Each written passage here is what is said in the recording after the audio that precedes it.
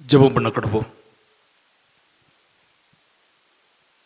சேனைகளின் கர்த்தர் பரிசுத்தர், பரிசுத்தர், பரிசுத்தர்.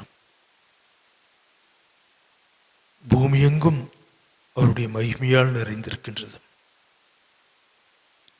சேனைகளின் கர்த்தரே, நீர் பரிசுத்தராய் இருக்கின்றீர். பாவிகளாகி நாங்கள் ஆலயத்தில் ஒன்று கூடி ஆராதிக்க முடியாத ஒரு சூழலிலே உம்மை ஆராதிப்பதற்கு கிடைத்திருக்கக்கூடிய இந்த சிறிய வாய்ப்பினை பயன்படுத்தி உம்மண்டை வருகின்றோம்.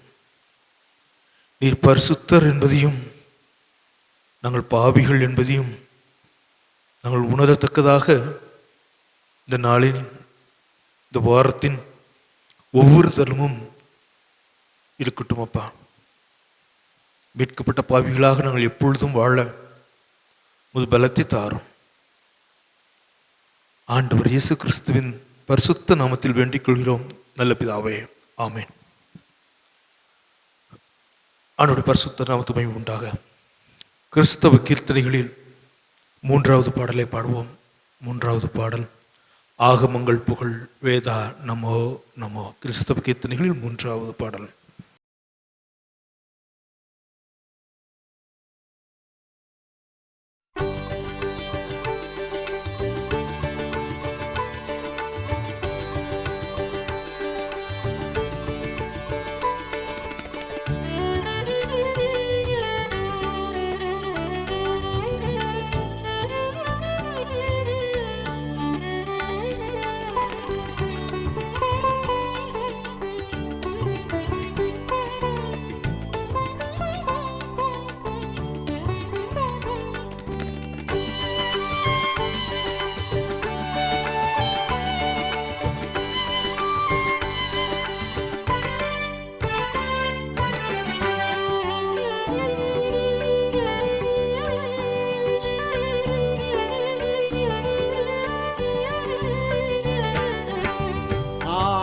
மங்கள் புகழ் வேத நமோ நமோ.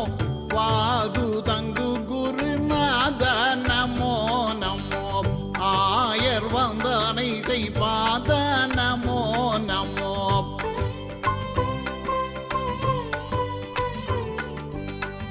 ஆயர் வந்தனை செய்பாத நமோ நமோ. அரூரூபா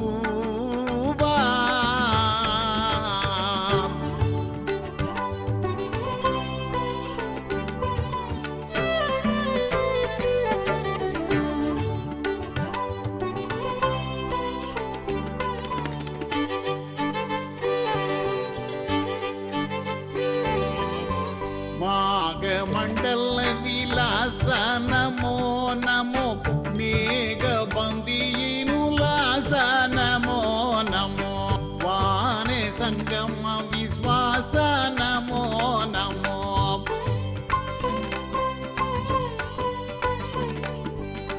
வானே சங்கம விஸ்வாச நமோ நமோ. மனுவேலா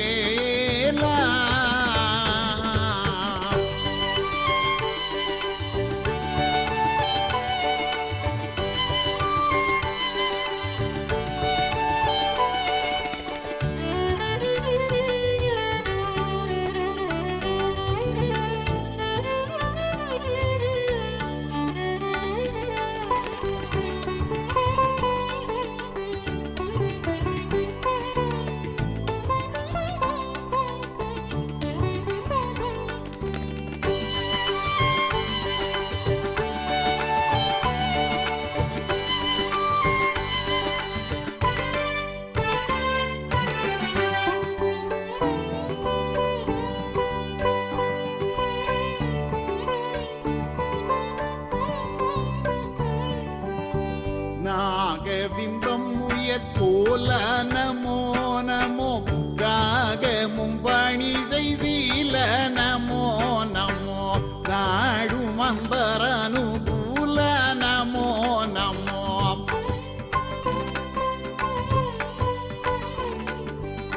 நாடும் அன்பர் அனுகூல நமோ நமோ. நரதேவா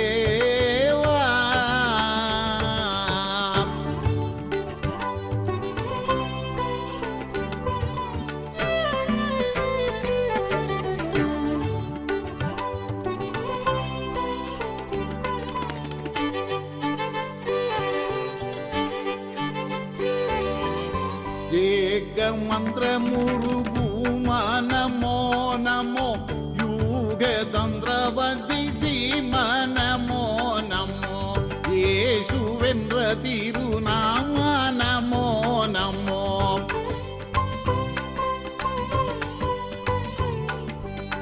இயேசுவென்ற திருநாம நமோ நமோ இறையோனே இறையோனே இறையோனே.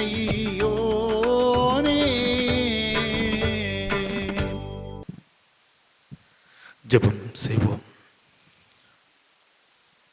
அமைதியாக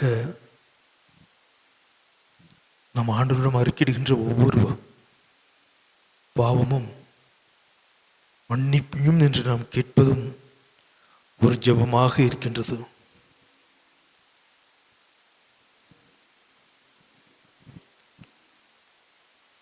நாம் ஆண்டவருக்கு விரோதமாக மற்ற மனிதர்களுக்கு முன்பாக நினைவினாலே வார்த்தையினாலே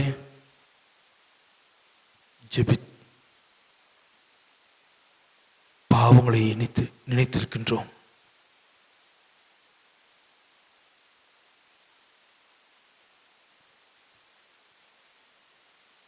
ஆண்டவரின் வசனத்திற்கு கீழ்ப்படியாமல்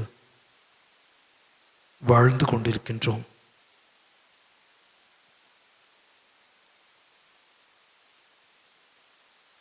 ஆண்டவரை முழு மனதோடு நாம் நேசிக்கவில்லை. சக மனிதரிடத்திலும் நாம் அன்பு பாராட்டவில்லை. தயவாக மன்னியும் என்று கேட்போம். மன்னிப்பு கோருகின்ற ஒவ்வொருவருக்கும் மன்னிப்பை வழங்க ஆண்டவர் ஆயத்தமுள்ளவராகவே இருக்கின்றார்.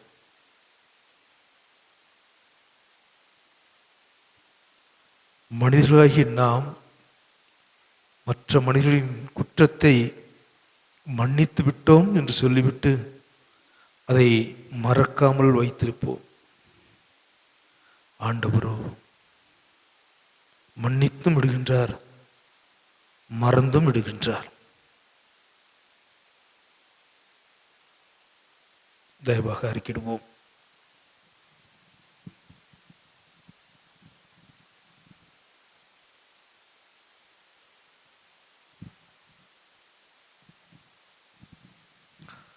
சர்வ வல்லமையும் மிகுந்த இரக்கமும் உள்ள ஆண்டவரும் மன்னிப்பையும் பாவ நிவர்த்தியும் நம்ம ஒருவருக்கும் கட்டளையிட்டுள்ளேன். வாழ்க்கை சீர்திருத்தத்துக்கான காலத்தையும் தமது பரிசுத்தவின் சேட்டுதலையும் தந்துடுவாராக. ஆமேன். இப்பொழுது முதலாம் பாடம் வாசிக்கப்பட கேட்போம். வாசிக்கும்படியாக தெரிந்து கொள்ளப்பட்ட முதலாம் வேத பாடம் ஏசாயா 6ஆம் அதிகாரம் வசனம் 1 முதல் 8 வரை. ஏசாயா 6ஆம் அதிகாரம் வசனம் 1 முதல் 8 வரை. உசியா ராஜா மரணமடைந்த வருஷத்தில் ஆண்டவர் உயரமும் உன்னதமுமான சிங்காசனத்தின் மேல் வீற்றிருக்க கண்டேன். அவருடைய வஸ்திர தொங்கலால் தேவாலயம் நிறைந்திருந்தது. சேராபீன்கள் அவருக்கு மேலாக நின்றார்கள். அவர்களில் ஒவ்வொருவனுக்கும் அவ்வாறு சேட்டைகள் இருந்தன. அவன் 2 சேட்டைகளால் தன் முகத்தை மூடி, 2 சேட்டைகளால் தன் கால்களை மூடி, 2 சேட்டைகளால் பறந்து ஒருவருக்கொருவர் நோக்கி, சேனைகளின் கர்த்தர் பரிசுத்தர் பரிசுத்தர் பரிசுத்தர், பூமி அனைத்தும் அவருடைய மகிமையால் நிறைந்திருக்கிறது என்று கூப்பிட்டு சொன்னார்கள். கூப்பிடுகிறவர்களின் சத்தத்தால் வாசல்களின் நிலைகள் அசைந்து ஆலயம் புகையினால் நிறைந்தது. அப்பொழுது நான், ஐயோ அதமானேன், நான் அசுத்த உதடுகளுள்ள மனுஷன், அசுத்த உதடுகளுள்ள ஜனங்களின் நடுவில் வாசமாய் இருக்கிறவன். சேனைகளின் கர்த்தராகிய ராஜாவை என் கண்கள் கண்டதே என்றேன்.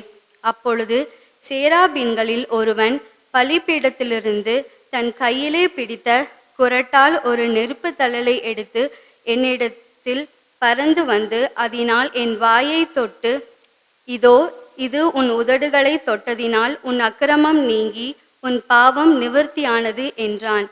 பின்பு யாரை நான் அனுப்புவேன், யார் நமது காரியமாய் போவான் என்று உரைக்கிற ஆண்டவருடைய சத்தத்தை கேட்டேன். அதற்கு நான், இதோ அடியேன் இருக்கிறேன், என்னை அனுப்பும் என்றேன். வாசிக்கும்படியாக தெரிந்து கொள்ளப்பட்ட முதலாம் வேத பாடம் வாசித்தாயிற்று. தேவனே உமக்கு ஸ்தோத்திரம் உண்டாவதாக. இரண்டாம் பாடம் வாசிக்கப்பட கேட்போம். வாசிக்க வேண்டிய இரண்டாம் வேத பாடம் 2 தெஸ்ஸலோனிக்கேயர் 2 அதிகாரம் வசனம் 13 17 வரை. 2 தெஸ்ஸலோனிக்கேயர் 2 அதிகாரம் 13 17 வரை. கர்த்தருக்கு பிரியமான சகோதரரே, நீங்கள் ஆவியினாலே பரிசுத்தமாகப்படுகிறதினாலும் சத்தியத்தை விசுவாசிக்கிறதினாலும் இரட்சிப்படையும்படிக்கு ஆதி முதல் தேவன் உங்களை தெரிந்து கொண்டபடியினாலே நாங்கள் உங்களை குறித்து எப்பொழுதும் தேவனை ஸ்தோத்தரிக்க கடனாளிகளாய் இருக்கிறோம். நீங்கள் நம்முடைய கர்த்தராகிய இயேசு கிறிஸ்துவின் மகிமையை அடையும் பொருட்டாக எங்கள் சுவிசேஷத்தினாலே அந்த இரட்சிப்புக்கு அவர் உங்களை அழைத்தார். ஆகையால் சகோதரரே, நீங்கள் நிலை கொண்டு வார்த்தையினாலாவது நிருபத்தினாலாவது நாங்கள் உங்களுக்கு உபதேசித்த முறைமைகளை கை கொள்ளுங்கள். நம்முடைய கர்த்தராகிய இயேசு கிறிஸ்துவும் நம்மிடத்தில் அன்பு கூர்ந்து நித்திய ஆறுதலையும் நல் நம்பிக்கையையும் கிருபையாய் நமக்கு கொடுத்திருக்கிற நம்முடைய பிதாவாகிய தேவனும் உங்கள் இருதயங்களை தேற்றி எல்லா நல் வசனத்திலும் நற்கிரியையிலும் உங்களை ஸ்திரப்படுத்துவாராக. வாசிக்க வேண்டிய 2ஆம் வேத பாடம் வாசித்து முடிந்தாயிற்று. மூன்றாம் பாடம் வாசிக்கப்பட கேட்போம். வாசிக்கும்படியாக தெரிந்து கொள்ளப்பட்ட 3ஆம் வேத பாடம் யோவான் எழுதின சுவிசேஷம் 4ஆம் அதிகாரம் 15 24 வரை.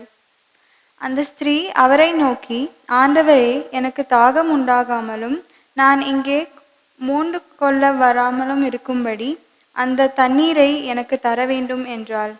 இயேசு அவளை நோக்கி, நீ போய் உன் புருஷனை இங்கே அழைத்து கொண்டு வா என்றார். அதற்கு அந்த ஸ்திரீ, எனக்கு புருஷன் இல்லை என்றாள். இயேசு அவளை நோக்கி, எனக்கு புருஷன் இல்லை என்று நீ சொன்னது சரிதான். எப்படியெனில் 5 புருஷர் உனக்கு இருந்தார்கள். இப்பொழுது உனக்கு இருக்கிறவன் உனக்கு புருஷன் அல்ல. இதை உள்ளபடி சொன்னாய் என்றார். அப்பொழுது அந்த ஸ்திரீ அவரை நோக்கி, ஆண்டவரே, நீ தீர்க்கதரிசி என்று காண்கிறேன். எங்கள் பிதாக்கள் இந்த மலையிலே தொழுது கொண்டு வந்தார்கள். நீங்கள் எருசலேமில் இருக்கிற ஸ்தலத்திலே தொழுது கொள்ள வேண்டும் என்கிறீர்களே என்றாள். அதற்கு இயேசு, ஸ்திரீயே, நான் சொல்லுகிறதை நம்பு. நீங்கள் இந்த மலையிலும் எருசலேமிலும் மாத்திரமல்ல, எங்கும் பிதாவை தொழுது கொள்ளும் காலம் வருகிறது. நீங்கள் அறியாததை தொழுது கொள்ளுகிறீர்கள், நாங்கள் அறிந்திருக்கிறதை தொழுது கொள்கிறோம். ஏனென்றால் இரட்சிப்பு யூதர்கள் வழியாய் வருகிறது. உண்மையாய் தொழுது கொள்ளுகிறவர்கள் பிதாவை ஆவியோடும் உண்மையோடும் தொழுது கொள்ளும் காலம் வரும். அது இப்போதே வந்திருக்கிறது. தம்மை தொழுது கொள்ளுகிறவர்கள் இப்படிப்பட்டவர்களாய் இருக்கும்படி பிதாவானவர் விரும்புகிறார். தேவன் ஆவியாயிருக்கிறார். அவரை தொழுது கொள்ளுகிறவர்கள் ஆவியோடும் உண்மையோடும் அவரை தொழுது கொள்ள வேண்டும் என்றார்.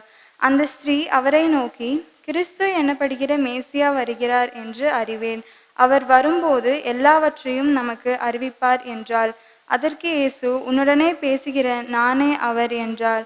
வாசிக்கும்படியாக கொடுக்கப்பட்டுள்ள வேத பாடம் வாசித்தாயிற்று. தேவனே உமக்கு மகிமை உண்டாவதாக. பொழுது செய்திக்கு ஆயத்தமாக பாமாலையில் 356 நாம் பாடலாம் அல்லது பாட கேட்கலாம். களி கூறுவோம், கர்த்தர் நம் பட்சமே. பாமாலையில் 356. களி கூறுவோம், கர்த்தர் நம் பட்சமே, தம் இரத்தத்தால் நம்மை மீட்டார். அவர் நமக்கு யாவிலும் எல்லாமே என் பாவம் பயம் நீக்குவார். கர்த்தர் நம் பட்சம், கர்த்தர் நம்மோடு, கர்த்தர் சகாயர். யார் எதிர்க்க வல்லோர்? யார் யார் யார் எதிர்க்க வல்லோர்? யார் எதிர்க்க வல்லோர்? யார் வல்லோர்? இடனடைவோம், தீமைகள் கொள்ளுவோம், கர்த்தாவின் நம்பியாய் நாடோறும் ஜீவிப்போம் அவரை திடனாயார். கர்த்தர் தாம் பாட்சம், கர்த்தர் தாமோடு, கர்த்தர் சகாயர். யார் நிற்க வல்லோர்? யார் யார் யார் யார் யார் நிற்க வல்லோர்? யார் நிற்க வல்லோர்? யார் வல்லோர்? வாக்கை நம்புவோம் உறுதிமொழியாய் கிறிஸ்துவில் ஆமென் என்றேன்.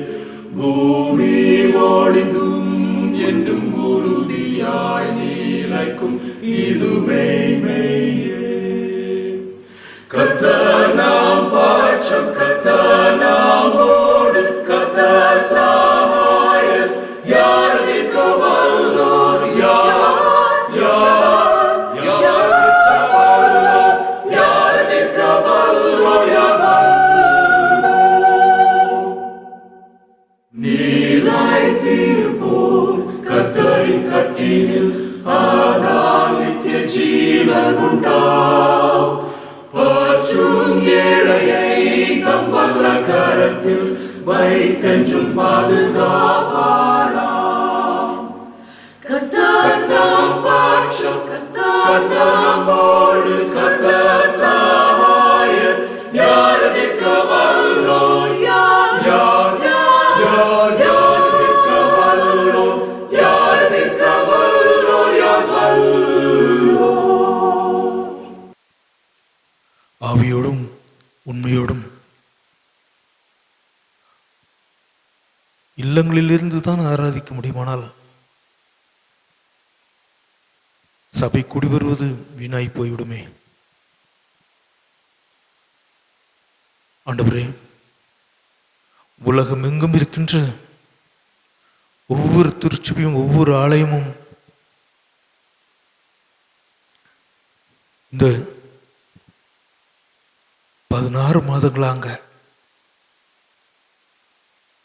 ஆலயத்தின் கதவுகளை அடைத்து வைக்க வேண்டிய சூழல் வந்துவிட்டதே. நாங்கள் எவ்வாறையா உம்மை ஆவியோடும் உண்மையோடும் தொழுது தோத்தரிக்க முடியும்? சபை குடி வருவதை நாங்கள் எப்படி ஐயா செய்ய முடியும்? நீர் நினைத்தால் மாத்திரமே உண்டு. ஆண்டவரே, இப்பொழுதும் அடியனுடைய வாயின் வார்த்தைகளும் எங்கள் அனைவருடைய இருதயத்தின் தியானமும் உடைய பரிசுத்த சமூகத்தில் பிரியமாயிருப்பதாக. ஆமேன்.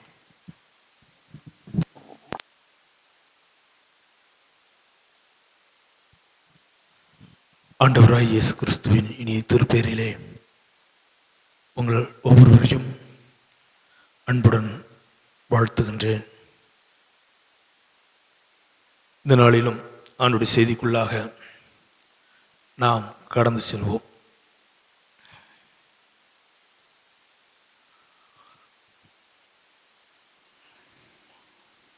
கிட்டத்தட்ட கடந்த 2020 மார்ச் மாதத்தின் 4வது ஞாயிற்றுக்கிழமையிலிருந்து இடையில் ஒரு சில மாதங்கள் நாம் ஆண்டவரை ஆலயத்தில் வந்து ஆராதிக்க முடிந்தது. ஆனால் இப்பொழுதோ மீண்டுமாக ஆலயத்தின் கதவுகள், எல்லா ஆலயத்தின் கதவுகளும் சாத்தப்பட்டு விட்டன. ஒன்று, அரசாங்கத்திற்கு நாம் கீழ்ப்படிவது. இன்னும் ஒன்று, நாம் மற்ற மனிதர்களிடமிருந்து தொற்று கிருமியை வரவழைத்துக் கொள்ளக்கூடாது, அல்லது நம்மிடமிருந்து மற்றவர்களுக்கு சென்றுவிடக்கூடாது என்பதற்காக இவைகளை மனதில் வைத்தே சபையாக கூடி வருவது இயலாத ஒரு காரியமாக இருக்கின்றது. தென்னிந்திய திருச்சபை நாளிலே சிந்திக்கும்படியாக தந்திருக்கின்ற தலைப்பு, ஆவியோடும் உண்மையோடும் கடவுளை வழிபடுதல். ஆவியோடும் உண்மையோடும் கடவுளை வழிபடுதல். இந்த ஆவியோடும் உண்மையோடும் வழிபடுவது என்பது திருச்சபின் பிரிவுகளுக்கு ஒவ்வொரு பிரிவுகளுக்கும் ஏற்றாற்போல் மாறுபட்டு கொண்டே இருக்கின்றது. தென்னிந்திய திருச்சபை போன்ற சபைகள், கத்தோலிக்க திருச்சபை போன்ற சபைகள், லுத்தரன் சபைகள், இது போன்ற திருச்சபைகள் வழிபடுகின்ற முறைகள் வேறு. ஒரு குறிப்பிட்ட வழிபாட்டு முறையை பின்பற்றி வழிபடுகின்றோம். அது ஒவ்வொரு ஞாயிற்றுக்கிழமையும் நடைபெறுகின்றது. ஆங்காங்கே இருக்கின்ற இல்லங்களிலே அல்லது பிற சபைகளிலே அவர்கள் நடத்துகின்ற வழிபாடு வேறுபட்டு இருக்கின்றது. ஆனால் திருமறை பொதுவானது, ஆண்டுடைய வசனம் பொதுவானது. ஆண்டுடைய வசனம் நம்மை இணைக்கின்றது.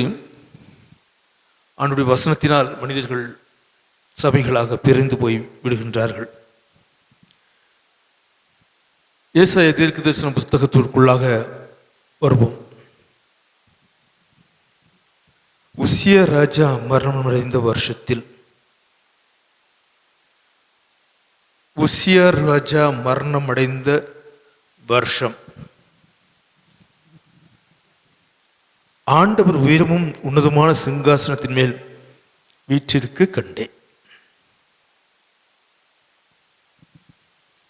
உசியா ராஜா மரணம் அடைந்த வருஷம். அரசன் சிங்காசனத்தில் இருக்கக்கூடியவன். அவனுக்கென்று ஒரு சிம்மாசனம் இருக்கின்றது. அவனுடைய அரசனுடைய இடத்தில் அவர்தான் இருக்க முடியும், இருக்க வேண்டும். இந்த ஆற்றிற்குள்ளே பாருங்க, இது ஐயருக்குரிய சேர், அது பேராயருக்குரிய சேர் என்றெல்லாம் பிரித்து வைத்திருக்கின்றோம். இந்த 61 மாதங்களில் ஒரு பொழுதும் நான் அதில் போய் உட்கார்ந்ததும் இல்லை, அதை பற்றி கவலைப்படுவதும் இல்லை. அந்த பேராயர் இருக்கையிலே ஆண்டவர் சிங்காசனத்தில் இருக்கின்றார். ஆனால் அரசன் இல்லாமல் போய்விடுகின்றான். ஒரு முரண்பாடு உள்ளீடாக வந்து கொண்டே இருக்கின்றது. ஆண்டவர் சிங்காசனத்தில் இருக்கின்றார். சிங்காசனத்தில் வீற்றிருக்க வேண்டிய அரசன் இல்லாமல் இருக்கின்றார். இந்த ஒரு உள்ளீடான முரண்பாடை நாம் மனதில் வைத்துக் கொண்டு அந்த வஸ்திர தொங்கல்களினால் ஆண்டவர் இருக்கின்ற தேவாலயம் நிறைந்திருந்தது. இந்த பகுதி, ஏசாயா எழுதியிருக்கின்ற இந்த பகுதி, இஸ்ரவேல் மக்கள் சிறையிருப்புக்கு செல்வதற்கு முன்பாக, ப்ரீ எக்ஸில் என்று சொல்வார்கள், சிறையிருப்புக்கு செல்வதற்கு முன்பாக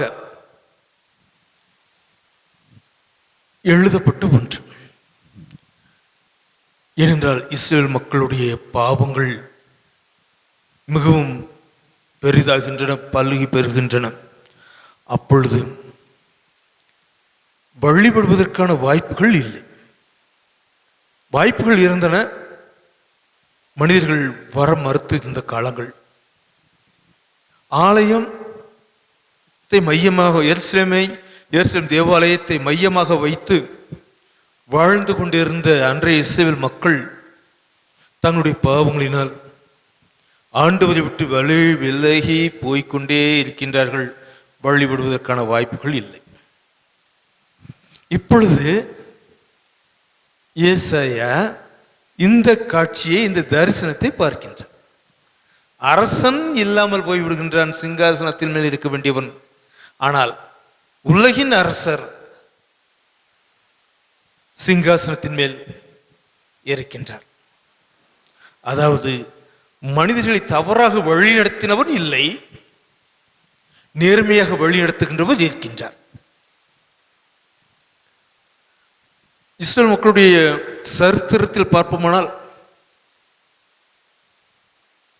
சவுல் அரசாண்ட காலத்திற்கு பிறகு, அந்த அரசமைந்த காலம் என்று சொல்கின்றோம் அல்லவா, அந்த காலத்திலிருந்து பார்ப்போமானால் இன்றைய நாட்களை விட மிகவும் மோசமான சூழல்கள் இருந்திருக்கின்றன. ஆண்டவரை விட்டு பின்வாங்கி போயிருக்கின்ற அரசர்கள் பலர், தீர்க்கதரிசிகளுடைய சொற்களை கேட்காமல் போன அரசர்கள் பலர். அதே சமயத்திலே ஆண்டவருக்கு கொடுக்க வேண்டிய முக்கியத்துவத்தை மறந்துவிட்டு அல்லது வெறுத்துவிட்டு அல்லது ஒதுக்கி வைத்துவிட்டு தனக்கு மட்டுமே மரியாதை, தன்னை மட்டுமே வணங்க வேண்டும் என்கின்றதான ஒரு மமதை போன்ற எண்ணங்கள் அன்றைய இஸ்ரவேல் மக்களை ஆண்ட அரசர்களிடம் பலரிடம் இருந்ததை 1 ராஜாக்கள் 2 ராஜாக்கள் 1 நாளாகமம் 2 நாளாகமம் புத்தகத்தை உன்னிப்பாக வாசிக்கின்ற பொழுது நாம் புரிந்து கொள்ள முடியும். இப்பொழுது ஆண்டவர் உயர்ந்த இடத்திலே இருக்கின்றார். உயர்ந்த இடத்தில் இருக்கின்ற அந்த காட்சியை பார்க்கின்றார். அவர் மட்டும்தான் இருக்கின்றார், ஏசாயா மட்டும்தான் இருக்கின்றார். இங்கே ரெக்கார்டிங் பண்ற தம்பியும் திருமுறை பகுதிகளை வாசித்து விட்டு சென்ற பிள்ளைகள் ஒத்துபாக்கியம் வாசிக்கின்ற இவர்களை தவிர வேறு யாரும் இல்லை. நானாக ஒரு வழிபாடை நடத்தி கொண்டிருக்கின்றேன். நீங்கள் வாய்ப்பு இருக்கின்ற பொழுது உங்களுடைய இல்லத்திலிருந்து தொலைக்காட்சியிலோ அல்லது லேப்டாப்பிலோ ஏதோ ஒன்றிலோ பார்ப்பீர்கள், செல்போனில் பார்ப்பீர்கள். தனியாக நின்ற ஏசாயா. ஆலயத்தினுள் மனிதர்கள் இல்லை. இப்பொழுது பாருங்கள், ஜான் சர்ச்சில் மட்டும் இல்லை, தமிழ்நாட்டில், இந்தியாவில் இந்த தேதியில் எந்த சர்ச்சுமே விசுவாசிகளால், சபை மக்களால் இல்லாமல் போய்விட்ட காட்சி. அந்த நாட்களும் சரி, இப்பொழுது உள்ள நாட்களும் சரி, சற்றே பொருத்தி பார்ப்போமானால் சேராபீன்கள் அவருக்கு மேலாக நின்றார்கள். சேராபீன்கள் அவருக்கு மேல் இருந்தார்கள் என்றால், அதாவது சிங்காசனத்தின் மேல் இருந்தார்கள் என்றால், கடவுளுக்கு மேலாக அல்ல, சிங்காசனத்திற்கு மேலாக. உருவமற்ற கடவுளை சேராபீன்கள் இருக்கின்றார்கள் என்று சொன்னால், அவருடைய இருக்கை, இந்த சிங்காசனம் ஆண்டவருக்கு மட்டுமே உரியது, சிம்மாசனம் ஆண்டவருக்கு மட்டுமே உரியது. அப்படின்னா இந்த சேராபீன்கள் என்று இங்கே ஏசாயா குறிப்பிடுவதற்கு காரணம், கடவுளின் பிரசன்னம் எங்கும் நிறைந்திருக்கின்றது. இப்பொழுது ஆலயத்தில் தனியாக நின்று கொண்டிருந்த ஏசாயா அல்லது ஆணுடைய பிரசன்னத்தை உணர்ந்த ஏசாயா ஒரு மாற்று காட்சியை பார்க்கின்றார். எருசலேம் விழுகப் போகின்ற ஒரு தருணத்திலே கடவுளை வழிபடுகின்ற பொழுது இருக்கின்ற மெத்தனங்கள் எல்லாம் ஒன்றாக சேர்ந்து விடுகின்றது. இப்பொழுது இந்த வழிபாடு கண்டேன் என்று சொல்லிவிட்டு அந்த சேராபீன்கள் எவ்வாறாக இருக்கின்றார்கள் என்பதையும், அவனவன் 2 செட்டைகளால் தன் முகத்தை மூடி, 2 செட்டைகளால் தன் கால்களை மூடி, 2 செட்டைகளால் பறந்து, இதே காட்சிதான் வெளிப்படுத்துதலிலும் நாம் பார்க்கின்றோம். அந்த பகுதியை நம்ம ஒப்பிட்டு பார்க்கமானால் வெளிப்படுத்தல் 4ஆம் அதிகாரத்திலே இங்கேயும் அங்கேயும் அதுதான். அதாவது வழிபட மறுக்கப்படுகின்ற பொழுது காணுகின்ற ஓர் உண்மையான காட்சி, அல்லது வழிபட வாய்ப்புகளை பயன்படுத்தி கொள்ளாதவர்களை நினைத்து பார்க்கின்ற ஏசாயா. வெளிப்படுத்தலில் வழிபடுவதற்கான வாய்ப்புகள் இல்லை. இங்கு வழிபட ஏசாயா புத்தகத்திலே இந்த 6வது அதிகாரத்தில் வழிபட வாய்ப்புகள் இருக்கின்ற பொழுதும் வழிபடுவதற்கான வாய்ப்புகளை அன்றைய இஸ்ரவேல் மக்கள் பயன்படுத்தாத ஒரு காரணத்தினால் என்னவாகி விடுகின்றது? கடவுளை பார்க்கின்றார். 2 சைடுகளாய் மூடி. சேனைகளின் கர்த்தர் பரிசுத்தர், பரிசுத்தர், பரிசுத்தர். இந்த பரிசுத்தர், பரிசுத்தர், பரிசுத்தர் என்று ஏன் 3 முறை சொல்ல வேண்டும்? 1, இதை நாம் உன்னிப்பாக கவனிக்கப்படும். சேனையின் கர்த்தர் பரிசுத்தர் என்று போய்விட்டிருக்கலாம். சென்ற 2020ஆம் ஆண்டிலே இதே போல் ஆலயம் பூட்டி கிடக்கின்ற பொழுது இந்த வார்த்தைக்கு நான் ஒரு விளக்கம் சொல்லியிருந்தேன். மீண்டும் நினைவுபடுத்துகின்றேன். கடவுள் திரியேகர் என்பதனை இது வலியுறுத்துகின்றது. 2வது, கடவுளை மும்முறை வாழ்த்துவது மிக முக்கியமான ஒன்றாக இருக்கின்றது. 3 முறை வாழ்த்துவது அல்ல 3 முறை போற்றுவது என்பது மிக முக்கியமான ஒன்றாக அமைந்து விடுகின்றது. இப்படி வழிபடுகின்றதை பார்க்கின்ற பொழுது பூமி அனைத்தும் அவருடைய மகிமையால் நிறைந்திருக்கின்றதா? ஆனால் மனிதர்கள் இல்லாத ஒரு சூழலிலே ஆலயம் புகை நிறைந்திருக்கின்றது. இப்பொழுது வாசிக்கலாம். நாம் வாசிக்கப்பட கேட்போம்.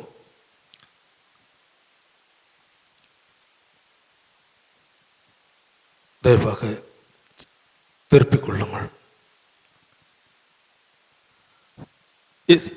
யாத்ராகமம் 19ஆம் அதிகாரம் 16ஆம் 17ஆம் வசனங்களை வாசிக்க கேட்போம். 3ஆம் நாள் விடியற் காலத்தில் இடி முழக்கங்களும் மின்னல்களும் மலையின் மேல் கார்மேகமும் மகா பலத்த எக்கால சத்தமும் உண்டாயிற்று. பாளையத்தில் இருந்த ஜனங்கள் எல்லாரும் நடுங்கினார்கள்.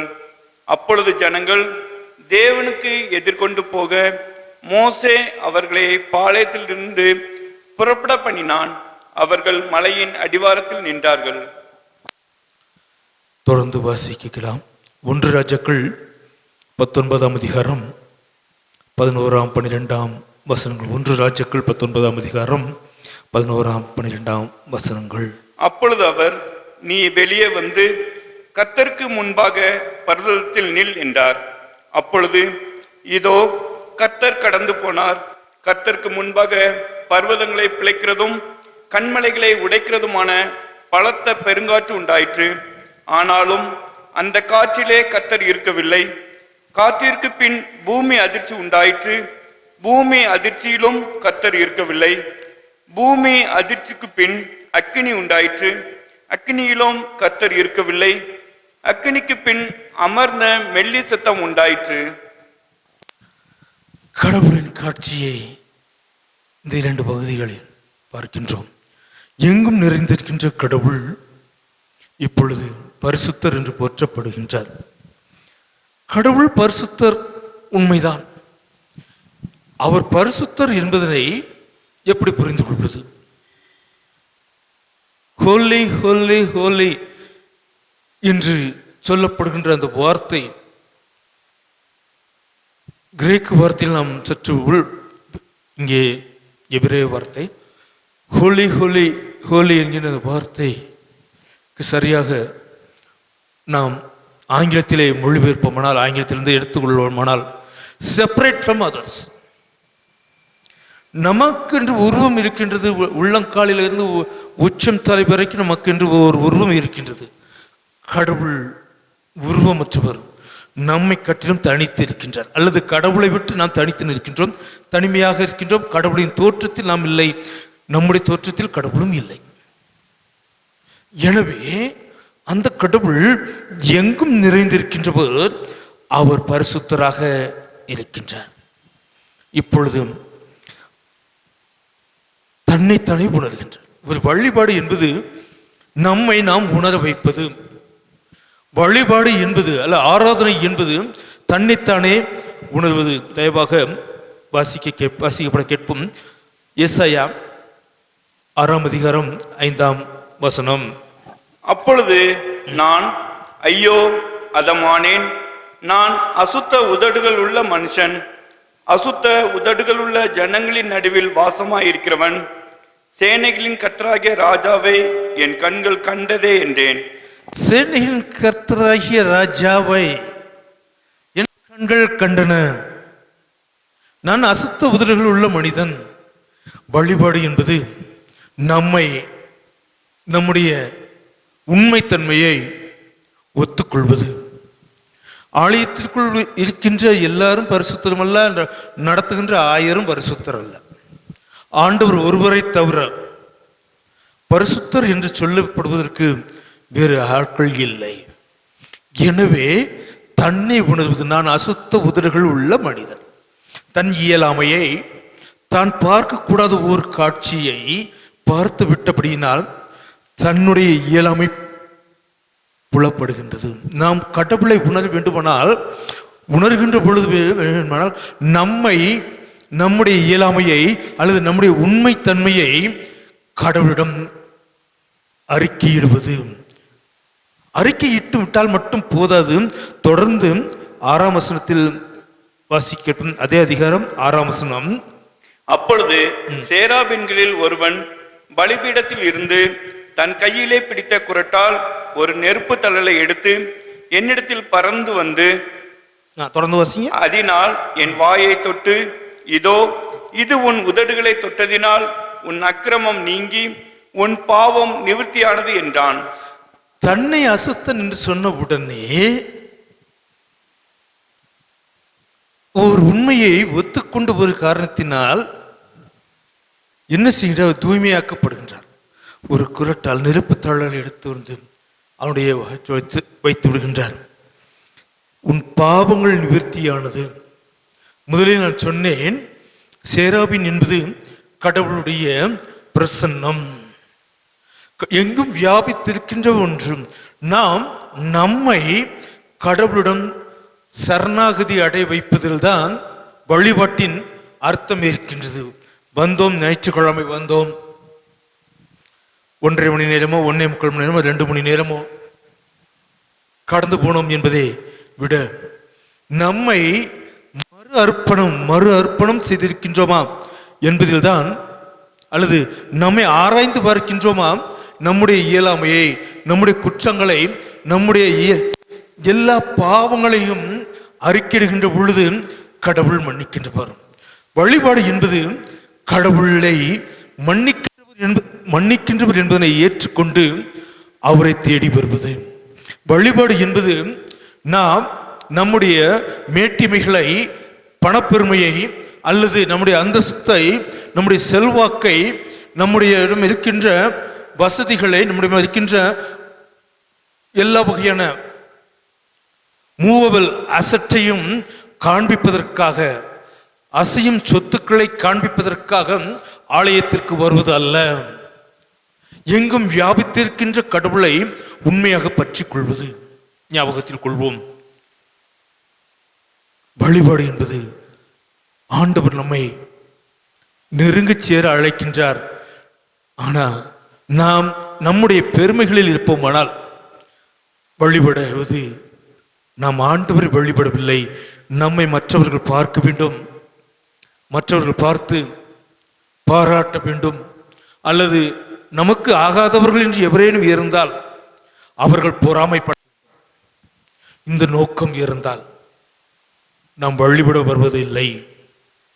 அந்த வழிபாட்டை, அப்படி வழிபடுகின்றவர்களுடைய வார்த்தைகளை, உள்ளத்தின் நினைவுகளை அறிந்து வைத்திருக்கின்ற சர்வ வல்லமையுள்ள கடவுள் ஏற்றுக்கொள்வதும் இல்லை.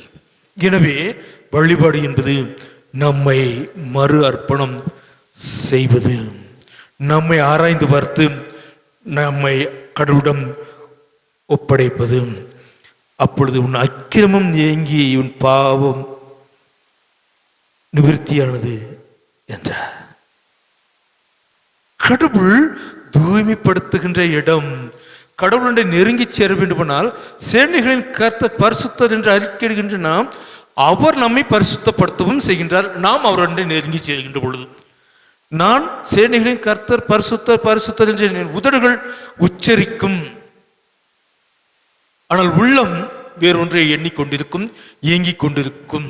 இப்பொழுது கடவுள் பரிசுத்தர் என்று சொன்னவுடன், பரிசுத்தாக இருக்கின்ற கடவுள் நம்மை பரிசுத்தப்படுத்துகின்றவராய் இருக்கின்றார், அல்லது நம்மை பரிசுத்தத்தின் பாதையில் அல்லது தூய்மையின் பாதையில் நடத்த வல்லவராய் இருக்கின்றார்.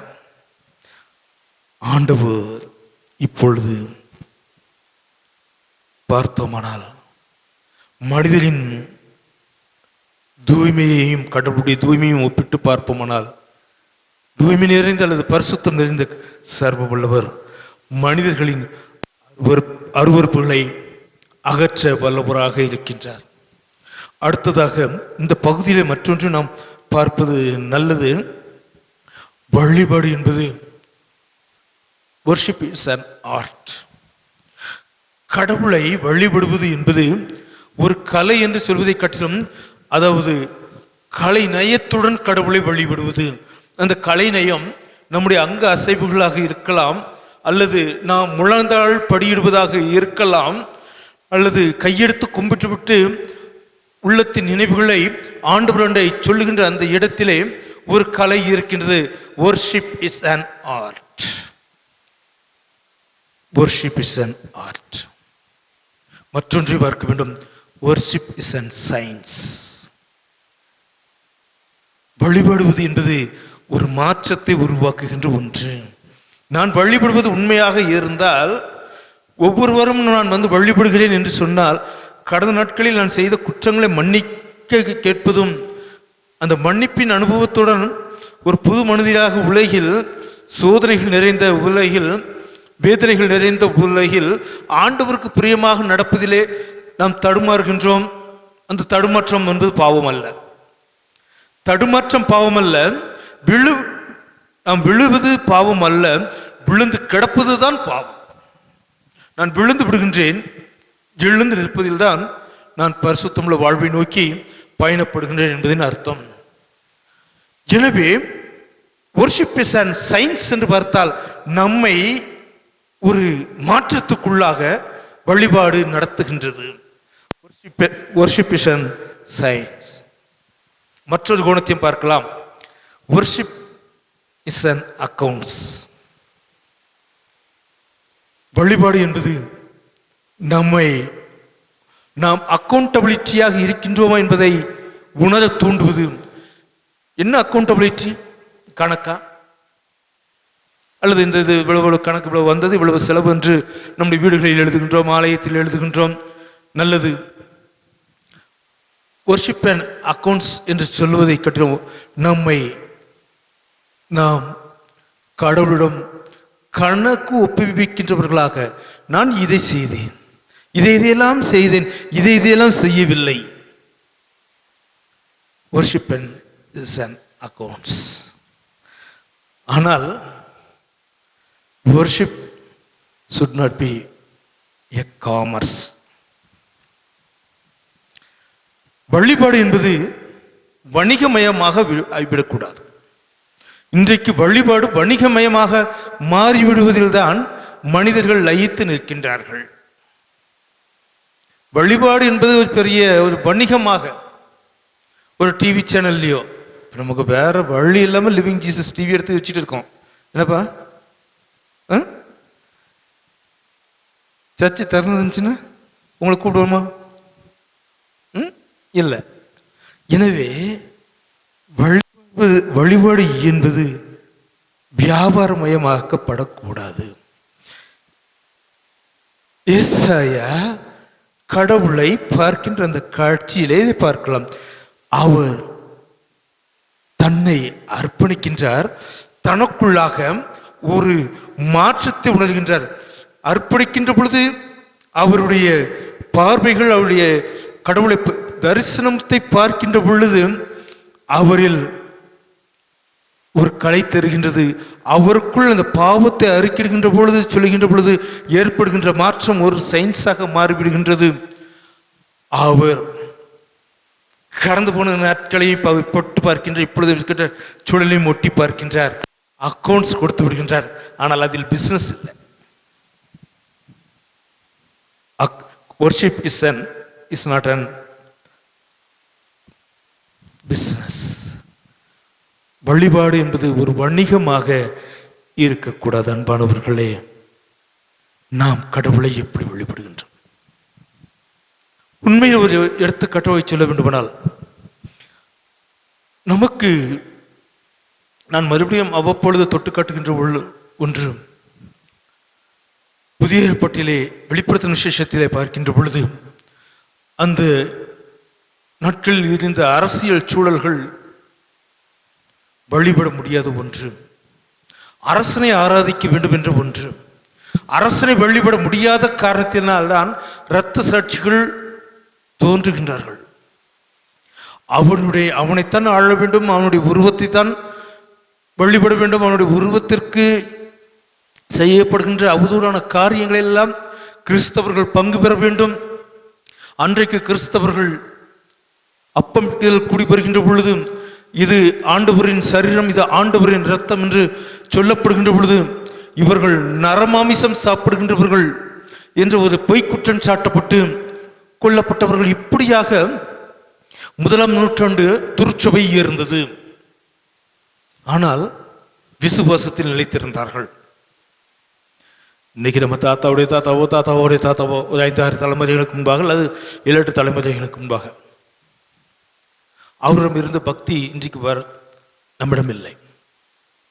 என் தாயிடம் என் தகப்படம் இருந்த பக்தி எனக்கு இருக்கிறதா என்று பல முறை நான் கேள்வி கேட்டுக்கொண்டே இருக்கின்றேன். என் தகப்பனாரிடம் இருந்த அந்த சின்சியாரிட்டி, பஞ்சுவாலிட்டி, இவைகளெல்லாம் பார்க்கின்ற பொழுது எனக்கு அது இருக்கின்றதா? ஒரு தலைமுறைக்குள்ளாகவே தகப்பனுக்கும் மகனுக்கும் நீங்கள் வேண்டுமானால் நீங்களே உங்கள் உள்ளத்திலே கேட்டுக்கொள்ளுங்கள். என் அப்பாவிடம் என் அம்மாவிடம், ஒருவேளை அவர்களிடம் இல்லை என்றால் உங்கள் தாத்தா பாட்டிட்ட நிச்சயமாக நாம் பின்வாங்கிதான் இருப்போம், பின்தங்கிதான் இருப்போம். கடவுளை வழிபடுவது என்பது விளையாட்டான காரியம் அல்ல, நேரம் போவதற்காக அல்ல. worship is not a social get together. ஞாயிற்றுக்கிழமை ஆலயத்திற்கு வருவது என்னுடைய நண்பர்களை, என்னுடைய உறவினர்களை பார்த்து மகிழ்வது என்பது வேறு. அதுதான் நோக்கமாக இருக்குமானால் ஆண்டவருக்கு முன்னுரிமை கொடுக்காமல் இருக்கின்றோம். வழிபாடு என்பது ஆண்டவருக்கு முன்னுரிமை கொடுப்பது. வழிபாடு என்பது அடுத்ததாக, வழிபாடு என்பது ஆண்டவருடைய நீதியை செய்வது. worship is an justice. ஆண்டவருடைய நீதியை நாம் செய்வது, நாம் மற்ற மனிதர்களை சமமாக மதிப்பது. நானும் ஆங்கில திருச்சபையில் பணியாற்றினவன். அதோடு நிறுத்திக் கொள்கின்றேன். அங்கு தமிழ் சர்வீஸும் நடக்கும். இதற்கு மேல் நான் போகவும் கூடாது.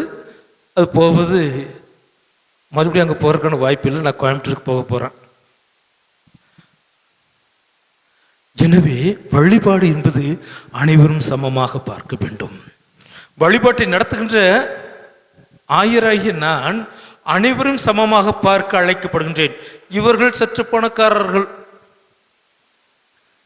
இவர்களை சார்ந்து வாழலாம், அல்லது இவர் பேராயருக்கு மிகவும் நெருக்கமானவர், எனவே அவரை சார்ந்து வாழலாம். அதுவல்ல, வழிபாடு என்பது வாழ்க்கையின் தத்துவம், வாழ்க்கை முறை. ஆண்டவரை மட்டும் பின்பற்றுவது மனிதர்களுக்கு ஆண்டவரை பின்பற்றுவதனால் ஏற்படுகின்ற சிக்கல்களில் துணிந்து நிற்பது மனிதர்களை வழிபடுவது என்பது அல்ல. அதிகாரத்தை வணங்குவதால் அல்ல, அதிகாரத்தை நாம் அடைய வேண்டும் என்பதற்காக ஆட்டிப்படைக்கின்றவர்களாக இருந்து விடுகின்றோம். சில நேரங்களிலே அதிகாரம் என்பது கிறிஸ்து இயேசுவிடம் காணப்பட்ட அந்த தாழ்மை, அந்த தாழ்மை தான் அவருக்கு அதிகாரத்தை தருகின்றது. இயேசு கிறிஸ்துவில் காணப்பட்ட அந்த சிந்தை, அந்த அடிமையாக இருந்து செய்ய வேண்டும் என்கின்ற ஒரு காலை கழுவுவது, அடிமைகள் செய்கின்ற வேலையை செய்கின்ற ஆண்டவர். எனவே அவர் வழிபாடுக்கு உரியவராக இருக்கின்றார். இன்றைக்கு நீங்களும் எத்தகைய சூழலில் வழிபடுகின்றோம்? இந்த கொரோனா காலத்தை விட்டுடுங்க.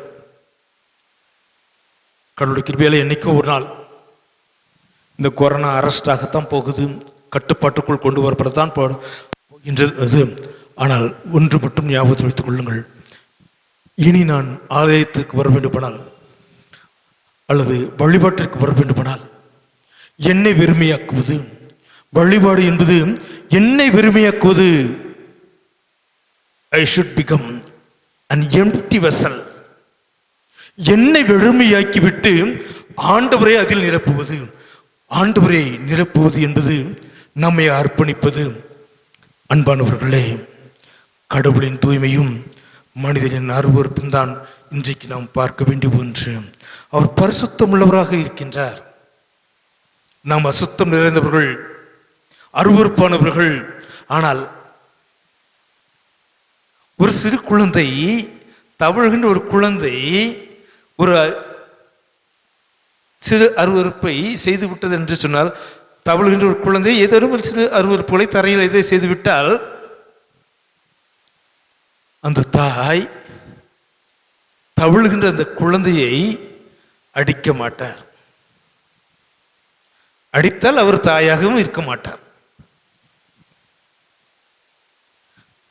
கடவுளும் அதே போலத்தான். நாம் தவழுகின்றவர்கள், துணிந்தும் சில நேரங்களில் தவறு செய்கின்றோம். தவழுகின்றவர்கள் கடவுள் நம்மை அடிப்பதில்லை. நம்முடைய பாவங்களுக்கு தக்கதாக அவர் சரி கட்டுவாரானால் கடவுளிடம் நாம் நிற்க முடியாத அன்பானவர்களே, கிறிஸ்துவுக்குள் பிரியமானவர்களே, கடவுளின் அரசாட்சி என்பது அவருடைய பிள்ளைகளால் அவருடைய இணைந்து இருப்பது. ஏசாயா கண்டது உயர்ந்த காட்சி. அரசன் அவனுடைய சிங்காசனம் காலியாகிவிட்டது, ஆண்டவரின் சிங்காசனம் உறுதியாக இருக்கின்றது. மனிதர்கள் வருவார்கள், போய்விடுவார்கள். ஆண்டவர் நிலையானவர். ஞாபகத்தில் வைத்துக் கொள்வோம், ஆண்டவரை நாம் எப்படி ஆராதிக்கின்றோம். கிறிஸ்துவுக்குள் பிரியமானவர்களே, நாம்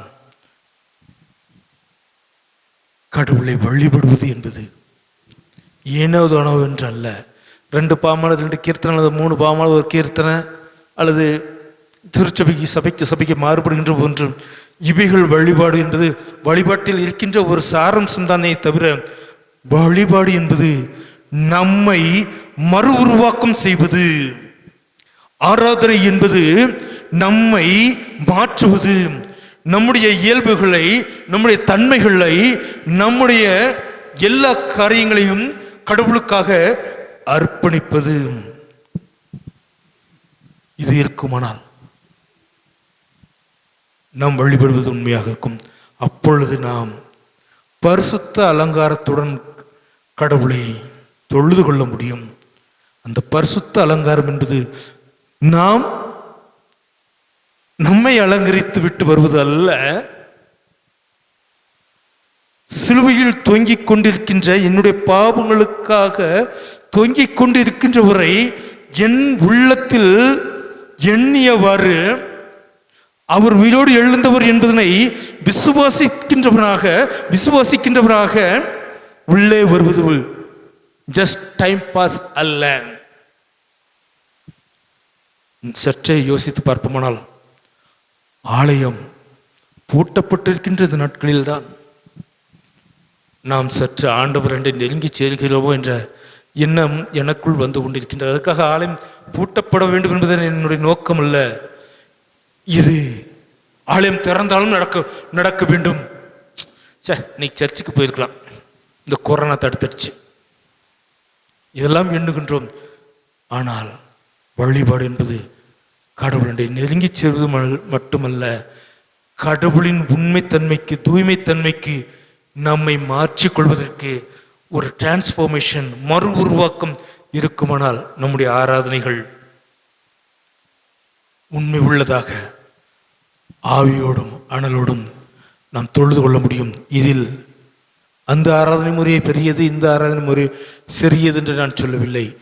எந்த ஆராதனை நம்மை மறு உருவாக்கம் செய்கின்றதோ, அல்லது மறு உருவாக்கம் செய்வதற்கு நான் அர்ப்பணிக்கின்றேனோ, அது எதுவாக இருக்கலாமோ, சாதாரணமான அமைதியான சூழலிலும் நான் கடவுளை பேசுவதற்கு நான் இடம் கொடுப்பேன். ஆனால் எனக்குள்ளும் ஒரு டிரான்ஸ்ஃபார்மேஷன் வரும். கடவுள் இல்லை என்று சொன்ன ஒரு மனிதர் தமிழ்நாட்டிலே ஒரு முக்கியமான பொறுப்பிலும் இருந்தார், இருக்கிறார். அது எந்த கட்சின்னு உங்களுக்கு சொல்லணும்னு அவசியம், நீங்களும் புரிஞ்சிருப்பீங்க. அவர் ஒரு இடத்திலே ஒரு கவிஞரிடம் பேசியதை அவர் சொல்லி இருக்கின்றார். நீங்கள் கடவுள் இல்லையே என்று அந்த கவிஞர் அவரிடம் கேட்கின்றார். அந்த கவிஞர் சொல்லுகின்றார், அந்த கவிஞரிடம் அந்த அரசியல் தலைவர் சொன்னதை அவர் பதிவு செய்திருக்கின்றார். மனிதனுக்கு மிஞ்சிய ஒரு சக்தி இருக்கத்தான் செய்கின்றது, நான் ஏற்றுக்கொள்கின்றேன். ஆனால் கடவுளை வழிபடுகிறேன் என்று சொல்லிவிட்டு கயவர்களாக சுற்றி கொண்டிருக்கின்றவர்களை பார்க்கின்ற பொழுதுதான் எனக்கு கடவுள் மீது நம்பிக்கை இல்லாமல் போய்விடுகின்றது என்று சொல்லியிருக்கின்றார். கடவுளை வணங்குவதாக சொல்லிவிட்டு கயவர்களாக சுற்றி கொண்டிருக்கின்றவர்களை பார்க்கின்ற பொழுதுதான் எனக்கு கடவுள் மீது நம்பிக்கை வரவில்லை என்று சொல்லியிருக்கின்றார். இது எனக்கும் பொருந்தும், உங்களுக்கும் பொருந்தும். நாம் கயவர்களா அல்லது ஆண்டவரின் பிள்ளைகளா? ஆண்டவர் தாமே ஆவியோடும் உண்மையோடும் அர்ப்பணிப்போடும் கலை நயத்துடன் ஒரு ரசாயன மாற்றத்துடன் ஒரு அக்கௌண்டபிலிட்டியுடன் வழிபட நமக்கு உதவி செய்யட்டும். நம்முடைய வழிபாடுகள் பிஸ்னஸ் மயமாக கமர்ஷியலாக இருக்க வேண்டாம். ஆண்டவருடைய நாமம் மகிமைப்படுவதாக.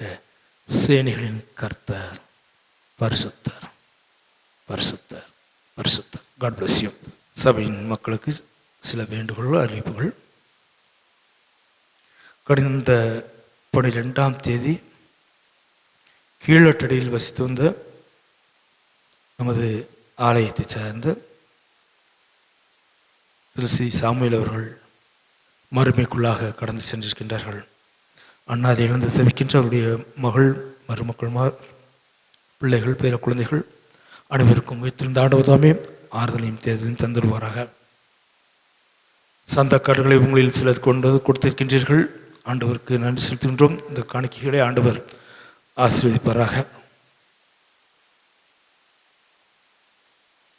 ஆண்டவருக்கு சித்தமானால் வருகின்ற ஜூலை மாதம் 1ஆம் தேதி அருள் திரு பி. கிறிஸ்டோபர் சாம்ராஜ் அவர்கள் இந்த சபையின் ஆயராக பொறுப்பேற்க உள்ளார் என்பதனை தெரிவித்துக் கொள்கின்றேன். நான் இங்கிருந்து மாறுதலாகி 61 மாதங்கள் இங்கு உங்களுடன் பணியாற்றி மாறுதலாகி கோயம்புத்தூர் சௌரிபாளையத்திற்கு செல்கிறேன் என்பதனை மீண்டுமாக சபையின் மக்களுக்கு தெரிவித்துக் கொள்கின்றேன். ஜெபம் செய்வோம்.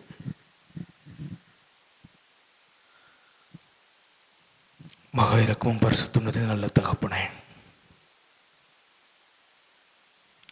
நாங்கள் உம்மை வழிபடுவதாக எண்ணிக்கொண்டு மனிதர்களை வழிபட்டு கொண்டிருக்கின்றோம்.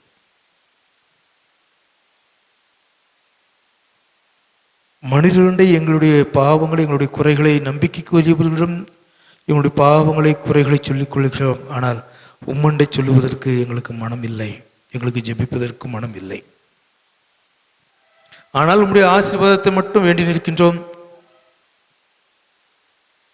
இந்த முரண்பாடான வாழ்விலே நாங்கள் இருக்கின்றோம் என்பதை உணர எங்களை நீர் பலப்படுத்தும் அப்பா.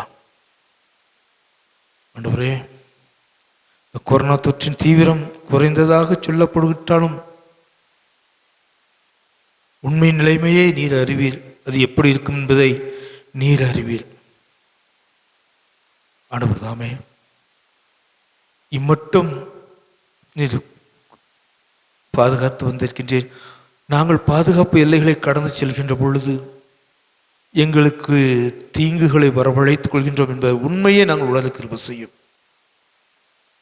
இரக்கமுள்ள ஆண்டவரே, உம்முடைய பிள்ளைகள் படைத்திருக்கின்றன இந்த சந்தா காணிக்கைகள் உள்ள இருக்கின்ற காணிக்கைகள் அனைத்தையும் ஒரு பரிசுத்த கருத்தில் தருகின்றோம்.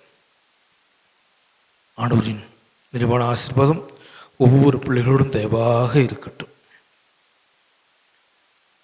இரக்கமுள்ள ஆண்டவரே, இம்மட்டும் நீர் வழி அளித்து வந்த தயவுக்காக நன்றியுடன் துதிக்கிறோம். இந்த நாளின், இந்த வாரத்தின் நன்மைகளே உமது பிள்ளைகளுக்கு கட்டளிட்டருவீராக. உம்மை பரிசுத்தராக நினைக்கின்ற பொழுது எங்களுடைய இயலாமைகளை நினைத்து உம்முண்டை நெருங்கி வர உமது பலத்தை எங்களுக்கு தாரும். ஒவ்வொரு தருணத்திலும் நீர் எங்களோடு தங்கிடும். உமக்கு எல்லா புகழும் மகிமையும் உண்டாவதாக. ஆண்டவரே, எங்களுக்கு தெரிந்து இந்த சபையின் சில பிள்ளைகள் கொரோனா பாதிப்புக்குள்ளாகி இருக்கின்றார்கள். சிலர் சற்று சுகம் கிடைத்து தங்களுடைய இல்லத்திற்கு வந்திருக்கின்றார்கள். அதே இல்லத்தில் இருக்கின்ற ஒரு சிலர் தொற்று பரவி இருக்குமோ என்கின்ற பயத்திலும் இருக்கின்றார்கள் என்பதனை கேள்விப்படுகின்றோம். இதுபோல எண்ணற்ற பிள்ளைகள் ஆண்டவர்தாம் எங்களை பலப்படுத்தும் ஆண்டவரே, எங்களை சுகப்படுத்தும் ஆண்டவரே. உம்முடைய கோபாக்கினைக்கு நாங்கள் இடம் கொடுக்காதபடிக்கு ஆண்டவரே, உம்முடைய நெருங்கி சேர எங்களுக்கு பலத்தை தாரும். தன்னை உலகின் பேரரசாக காட்டிக்கொள்ள வேண்டும் என்பதற்காக இந்த கொரோனா உருவாக்கப்பட்டிருக்குமானால் அந்த எண்ணத்தை, அந்த பேராசையை சிதைத்து போடும் ஆண்டவரே. இந்த கொரோனாவிற்கு எதிர்த்து போரிடுகின்ற ஒவ்வொரு ஊழியர்களை, மருத்துவர்களை, ஆளுகின்றவர்களை, மாவட்ட நிர்வாகங்களை சேர்ந்தவர்களை, காவல்துறையினரை, வாலண்டியராக வந்து உழைத்துக் கொண்டிருக்கின்றவர்களை நீர் கண்ணோக்குமாப்பா. ஆண்டவர்தாம் பிள்ளைகளை நீர் பலப்படுத்தும். இம்மட்டும் பாதுகாத்தீர், தொடர்ந்து பாதுகாத்து வழிநடத்தும். துதிகடமையும் இல்லாமக்கே செலுத்துகிறோம். ஆண்டவர் இயேசுவின் நாமத்தில் வேண்டிக் கொள்கிறோம் நல்ல பிதாவே, ஆமென். நம்முடைய ஆண்டவர் இயேசு கிறிஸ்துவின் கிருபையும் பிதாவாகிய கடவுளின் அன்பும் பரிசுத்த ஆவியானவரின் வழிநடத்துதலும் சதாகாலம் என்றென்றைக்கும் உங்கள் அனைவரோடு இருப்பதாக. ஆமென்.